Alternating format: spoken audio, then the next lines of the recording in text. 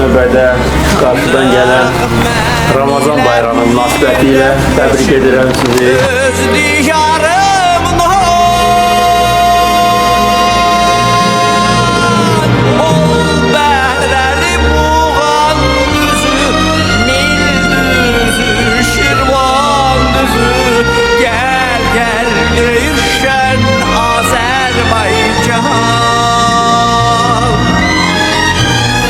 Tər gülləri şəfalıdır, göy gölünə səfalıdır, hər yar Gülşən Azərbaycan.